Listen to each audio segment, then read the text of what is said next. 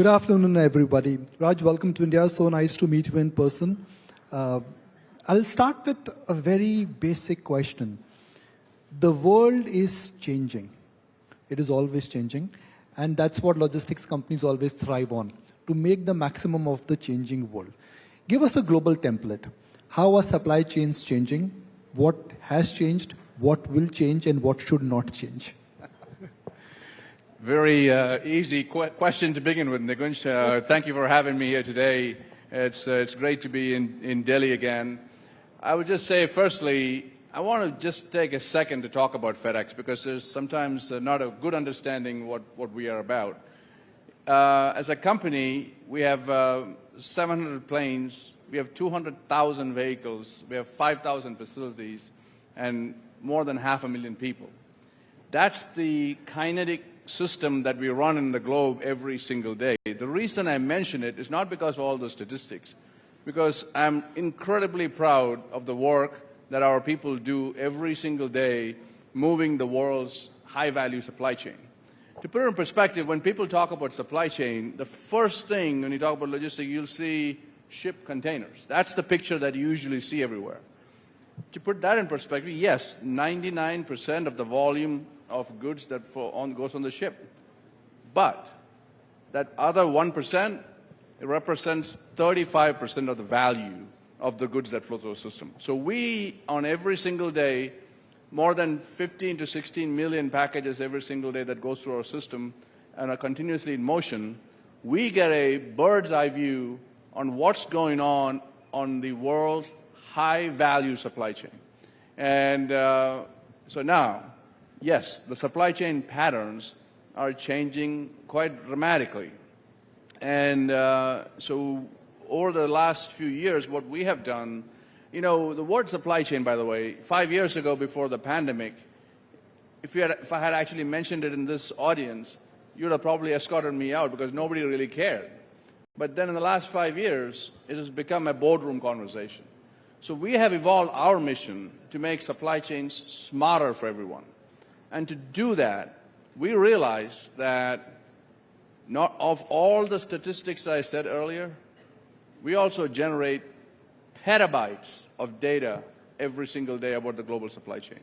So now, over the last 5 years, we have built the infrastructure to really digitize FedEx, really build a digital twin of FedEx to see what's going on in the world supply chain. So it is changing quite dramatically. And it's not easy to describe it in any one sentence or whatever, but I think, you know, different centers of manufacturing are showing up around the world. Different intermediate products are being produced and moving through the global system and going to the consumption centers differently. So all that's already happening. To put it in perspective, India represents about 2.8% of global manufacturing today. I certainly feel that there is significant upside. You know, Indian manufacturing could double, and there is, in terms of the mix of global economy. And just, you know, very eventful week this week, and I was so delighted to hear that the talk or the objective of signing an FTA with the United States and to go to a $500 billion trade goal by 2030. I've been saying this for years, that that's a huge potential. To see that now as an official target, I'm very excited about that. Raj, India has always been a service-driven economy. China always has been a manufacturing-driven economy. Post the pandemic now, the renaissance of manufacturing in India has started. The renaissance moment for Indian manufacturing has started. You said that the manufacturing will double. I said the manufacturing has got the potential to double. And I think, you know, a lot of my friends who was in manufacturing sector CEOs around the world are looking at India as an opportunity.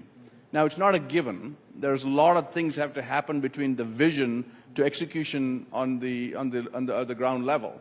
But I think it can be done. And, you know, we are putting our own infrastructure here in place, for example. You know, India is our fastest growing market in the world right now. You know, we grew more than 50% last year, and we expect to double in the next couple of years. And we just launched a new flight out of Bangalore, for example, and it was full day one. India is such an important market for us that we are sponsoring the Chennai Super Kings. I hope there are some Chennai Super Kings fans here.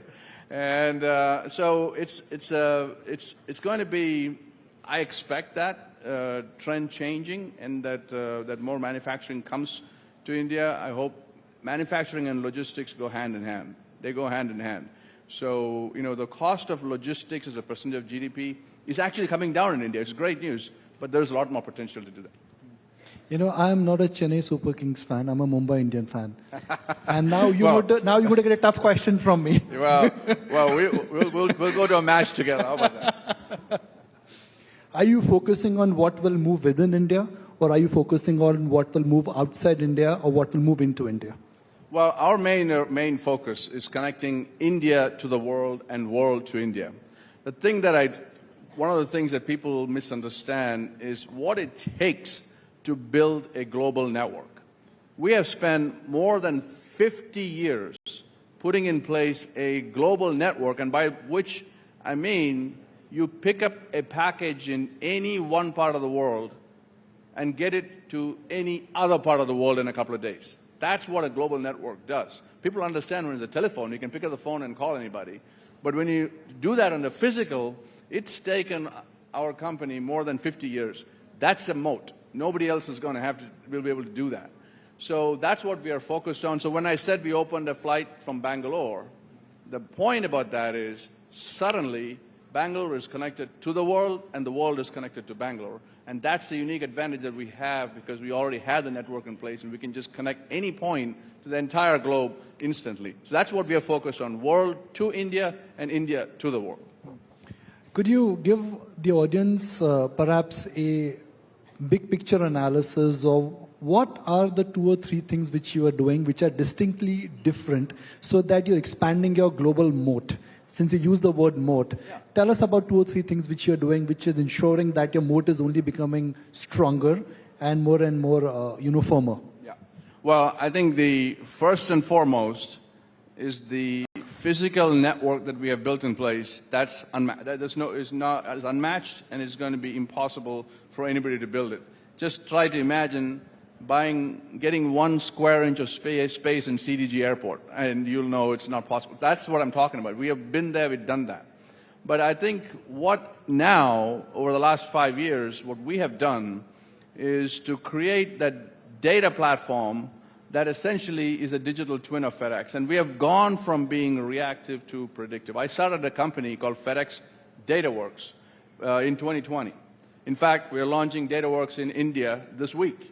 So this now creates another set of supply chain insights that now we are sharing with our customers on a very dynamic and timely manner, like real-time manner, so that they can change their workflow, they can change their processes to make their supply chain smarter. That's why our mission has become to make supply chain smarter for everyone, smarter for ourselves, smarter for our customers, and smarter for the end consumer. So that's what we are now, our next push is, but the moat that we have built with our physical network, now we are trying to match it with our digital. Could you give us perhaps an example of how exactly the digital transformation is happening, both in terms of cost, delivery timeline, and also in terms of margins? Yeah, no, this is I'll make it real for y'all.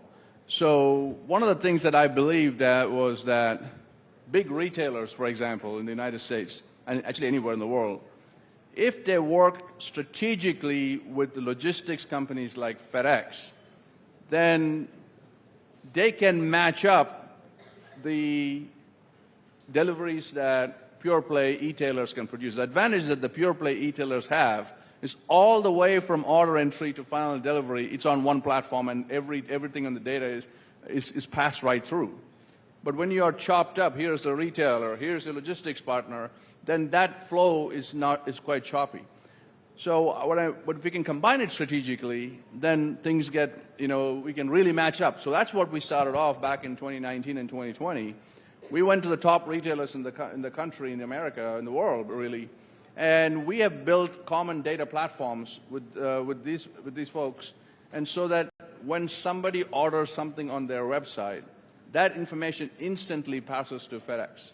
At that point, we are able to optimize our own assets. Imagine that information arriving to us 12 hours before otherwise it would have come, and 12 hours is a lifetime for FedEx.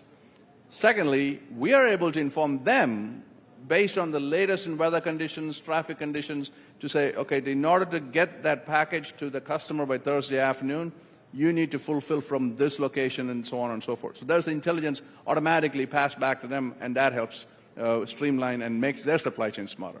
And then finally, because of the deep learning models, AI, that we have put in place, that we are able to predict the arrival of that package so that when the consumer who is ordering it is able to know precisely when that package is going to arrive.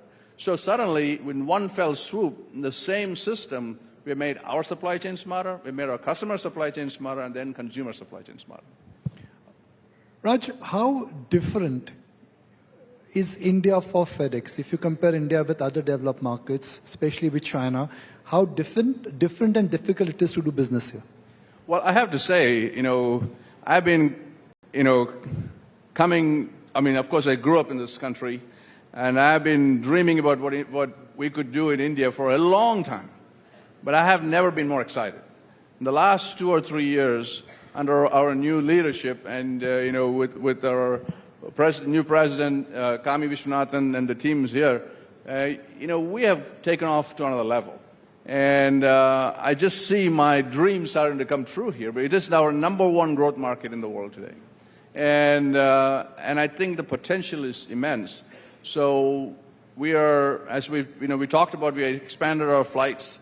We have opened up innovation centers. We invested $10 million with the IITs, my alumni actually. And then we have, started Global Capability Center here. But now we want to expand and start to build a hub in India, going forward. So we are very excited about what this market holds for us. Because as I said, we go where high-value manufacturing is going to go, and we see that, and especially with that and potentially an FTA with the United States, the opportunities are quite immense. We are in 2025, February 2025. Yeah. I'm going to take the clock forward and talk about February 2030. So hypothetically, 5 years from now, if we're engaging on the same forum, what do you think we are likely to be discussing? Because today I can smell, I can see, and I can predict optimism in your, in your India commitment. What do you think we're likely to be discussing? Yeah, I think there are 3 areas where I think we would go forward. I think from our context. One is our core business itself, right? So I do believe that we will be more than double where we are today. I think it's just, I can just feel it. And it's just the energy in this market, what the world is changing. I think we can do that, and we just need to be planning for that kind of growth here. In fact, I'll be talking to my team about this next week. So I think that's what happens. Second is the innovation that's coming out of India. Even in the FedEx world, we are actually doing a lot of things in India that we're building it first in India and scaling it for the other markets. Now, that's new. That didn't happen 2 years ago or 3 years ago. And the architect is sitting right there with Nitin. There's been an unbelievable thing that what we have seen here is that we are building in India on technology, innovating, staying ahead, and then scaling for the rest of the globe. So that I think is going to continue. And then thirdly, I do believe that our global capability centers that we have now created here, in terms of talent that's available in this market, especially as FedEx has moved into the digital space, that in a big way, that plays a huge role. So by 2030, I would say all these factors will be pushed to a whole another level. Looking at the kind of push which is coming in the Indian infrastructure sector, especially aviation, roads and railways, do you think that India eventually could also act as a global hub for FedEx? For example, right now Dubai is one. Yeah, so I think, first of all, the infrastructure, the hard infrastructure and soft infrastructure have to fundamentally evolve and change. And I think, we're already seeing, steps taking place. I certainly believe that's an opportunity for FedEx to put a version of a hub right here, in this market as the market grows. I've always looked at Mumbai Dabbawalas, which I'm sure FedEx is aware of. How do they do it? How did they do it? Yeah. Well, I'm sure FedEx will struggle to deliver at that cost even in Mumbai. Well, actually, I've been the beneficiary of the Dabbawalas in Mumbai, and it's just an incredible operation. And but the idea of when FedEx started moving packages back in the 70s when you opened the business, we were the first ones who invented tracking and tracing. Today you take it for granted.